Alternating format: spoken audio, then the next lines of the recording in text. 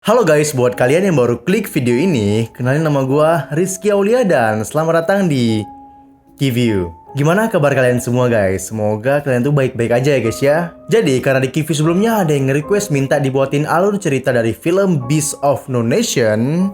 Jadi di Kiview kali ini kita akan membahas alur cerita film tersebut. Film ini bercerita tentang seorang bocah laki-laki yang menjadi prajurit anak-anak ketika negaranya melewati perang yang sangat amat mengerikan. Nah, sebelum kita masuk ke alur ceritanya, gue minta kalian like dulu video ini, dan buat kalian yang belum subscribe, langsung aja diklik tombol subscribe dan jangan lupa dinyalakan lonceng notifikasinya dulu. Nah, kalau udah di like sama di subscribe, langsung aja kita masuk ke alur cerita film Beast of No Nation. Film ini dimulai dengan seorang bocah laki-laki yang bernama Agu sedang menyaksikan teman-temannya yang sedang bermain bola. Mereka banyak menghabiskan waktu bermain bersama. Setelah itu, Agu dan teman-temannya membawa sebuah TV rongsokan yang terlihat udah nggak ada mesin dan layarnya juga. Ternyata, Agu berusaha untuk menjual TV butut itu kepada seorang polisi. Dan cobalah kalian lihat cara unik mereka menjual TV tersebut.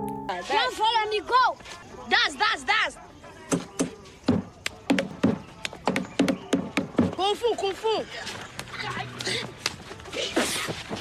Namun tetap saja, polisi tersebut menolaknya. Karena belum terjual, mereka pun langsung mencoba menawarkannya kepada seorang tentara Nigeria yang menjaga perdamaian di sana. Karena kebaikannya, Agu mendapatkan uang 1.000 dan beberapa makanan juga. Nah, di sini terungkap jika Agu itu berada di daerah netral tanpa konflik perang, tapi mengakibatkan banyak pengungsi datang ke daerah mereka. Agu ini berasal dari keluarga kecil yang bahagia dan taat beribadah. Dia itu memiliki seorang ibu dan ayah yang berprofesi sebagai guru guys. Kakak laki-lakinya yang sering dia jahilin dan adiknya yang masih kecil, itulah keluarganya si Agu. Kalian bisa lihat di sini betapa jahilnya Agu kepada kakaknya itu.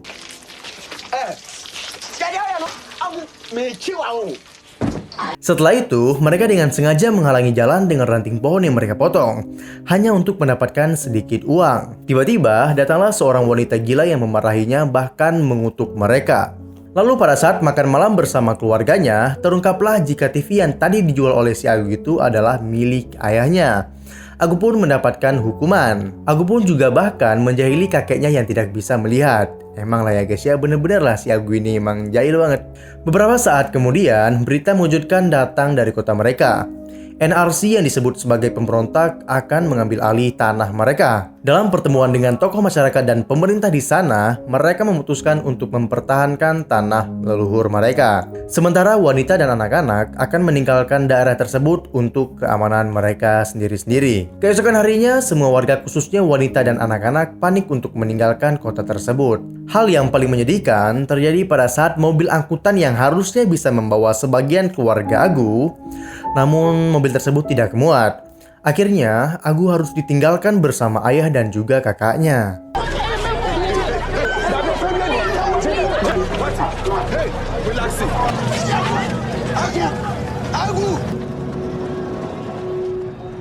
Ketakutan mereka pun mulai terjadi. Ratusan pemberontak pun datang ke kota tersebut. Agu, ayah, dan kakaknya bersama warga lain bersembunyi di sebuah gudang. Tiba-tiba, tentara pemerintah menemukan mereka.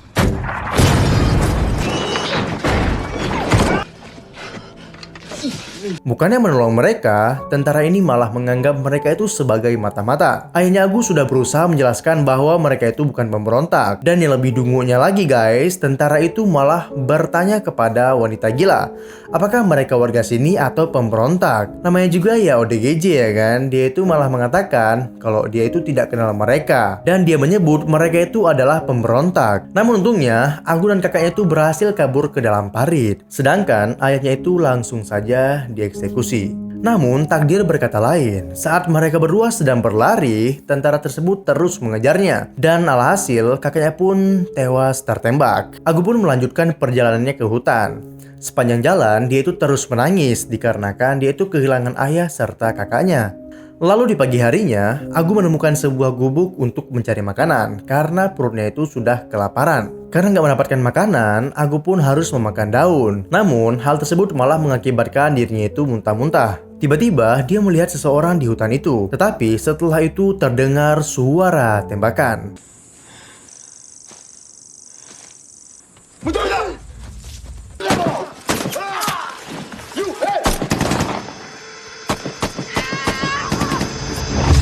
Agu akhirnya ditangkap oleh segerombolan pemberontak. Namun sang komandan melihat tangannya si Agu ini sangat lembut seperti bayi. Dia pun bertanya, kenapa Agu bisa ada di sini? Agu mengatakan bahwa dia lari setelah ayah dan kakaknya itu tewas dibunuh oleh tentara pemerintah. Komandan pun memutuskan untuk merekrut Agu dan juga mendoktrinnya agar dia bisa membalaskan dendam kematian ayah dan juga kakaknya. Yes, sir! Yes, sir! Yes, sir! Yes, sir! Lalu, Agu ditugaskan untuk membawa kotak amunisi.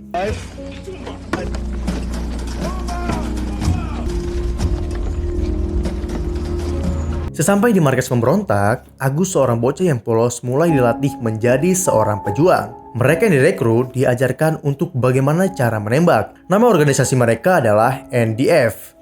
Mereka berjuang karena ketidakadilan pemerintah kepada mereka. Dan mereka berperang untuk komandan tertinggi mereka yang bernama Dada Good Blood. Komandan mereka bahkan mencuci otak mereka untuk berperang bersamanya. Dan sebelum benar-benar bergabung, mereka diberi ritual oleh seorang dukun. Sadisnya, mereka yang gagal melewati ritual ini akan dihabisi dan juga dibakar. Komandannya memutuskan untuk meninggalkan camp tersebut dan bergerak maju ke medan perang. Dan untuk menghilangkan jejak camp tersebut, mereka pun langsung saja membakar camp itu. Setelah itu, Agu pun sudah memakai pakaian layaknya pejuang seperti mereka. Lalu di sebuah jembatan, mereka akan melakukan misi penyergapan.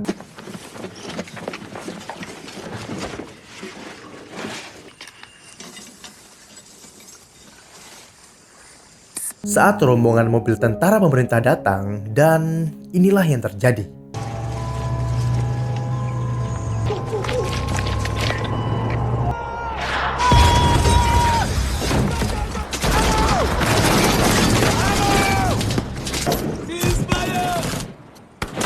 Mereka pun menyisakan satu tawanan. Komandan pun langsung saja memerintahkan Agu untuk menghabisinya dengan menggunakan golok tersebut. Agu si bocah polos ini untuk pertama kalinya harus membunuh orang dengan cara yang sangat-sangat sadis.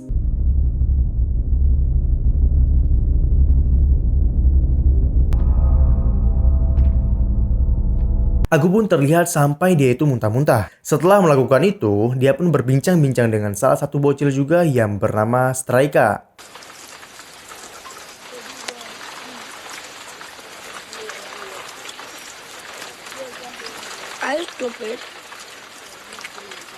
Keesokan harinya, mereka melanjutkan perang dan merebut sebuah jembatan. Pasukan pertama yang dipimpin Wakil Komandan 2IC tampak kewalahan menghadapi tentara pasukan pemerintah.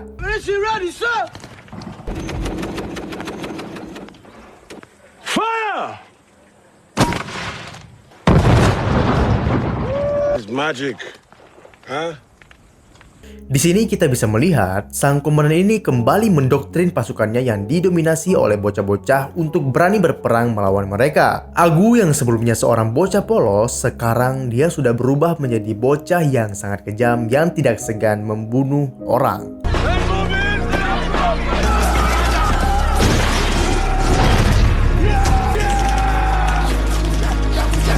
Perintah untuk melanjutkan misi selanjutnya disampaikan oleh komandan tertinggi.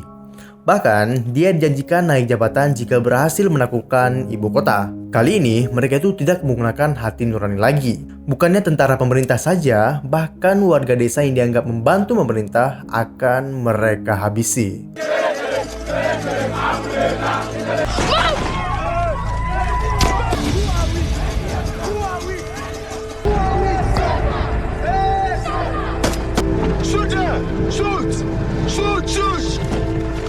Dan ketika masuk ke sebuah rumah, mereka menemukan seorang ibu beserta anak perempuannya. Agu pada awalnya mengira jika itu ibu dan adiknya, tapi rupanya bukan. Dan pada saat senior tersebut memperkosa ibu itu, Agu menembaknya sampai dia tewas. Lalu pesan pun datang ke komandan agar mereka menuju markas pusat untuk bertemu komandan tertinggi mereka.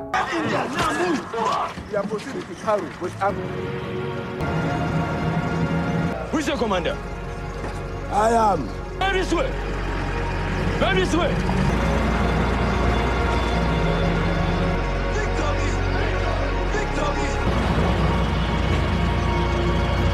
Lalu pada saat sampai di markasnya Good Blood, komandannya si Agu ini disuruh menunggu bahkan sampai larut malam. Karena merasa dicuekan, komandan sangat kecewa dengan jamuan mereka ini, hingga mereka pun terlelap tidur. Dan setelah itu, mereka pun bertemu dengan komandan tertinggi mereka yaitu si Good Blood. Komandan terkejut dengan keputusan Good Blood dikarenakan faktanya dia itu tidak menaik jabatan menjadi jenderal. Namun, dia malah diturunkan jabatan menjadi wakil kepala keamanan.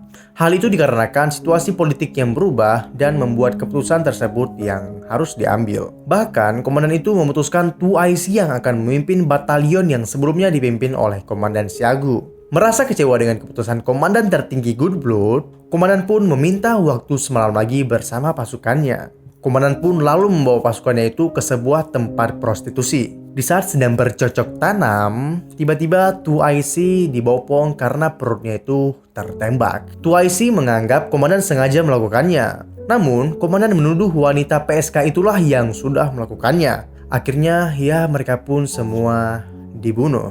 Setelah itu, komandan membawa pasukannya itu ke sebuah tempat. Di sini tampak 2IC sekarat dan akhirnya dia itu meninggal.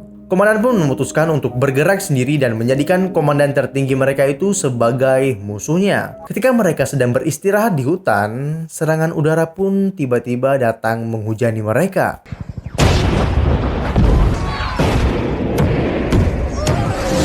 Satu persatu pasukan komandan mulai tewas, hingga membuat jumlah mereka itu semakin berkurang. Alhasil, mereka itu bergerak tanpa arah dan juga tujuan. Bahkan, seekor jangkrik pun menjadi pengganjal perut mereka yang sedang kelaparan. Sekarang ini, giliran mereka yang kocar-kacir dikejar pasukan musuh. Traika teman Agu tidak bisa berjalan lagi karena dia itu terkena tembakan. Agu pun bersusah payah untuk menggendongnya. Namun, Traika pun tidak bertahan lama hingga akhirnya dia pun tewas.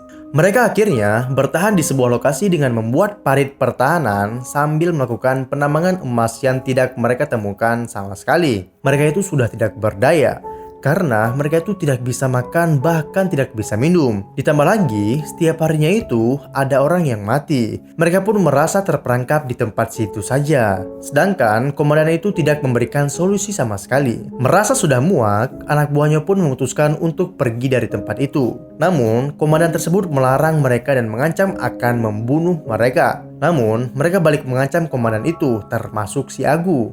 Akhirnya mereka pun meninggalkan komandannya itu sendirian. Lalu di tengah perjalanan, mereka pun dihadang oleh pasukan PBB. Mereka akhirnya menyerahkan diri.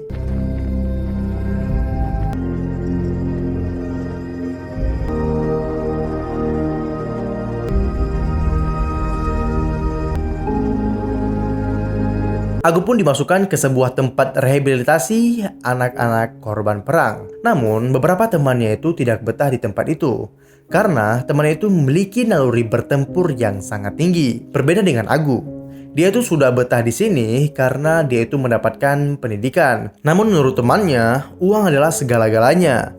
Dan teman-temannya itu pun memutuskan untuk kabur dari tempat tersebut. Di akhir cerita, dia terus belajar untuk kembali menjadi seorang anak kecil pada umumnya. Agu pun ingin menghilangkan jiwa kekerasan dia akibat peperangan tersebut. Dan film pun selesai.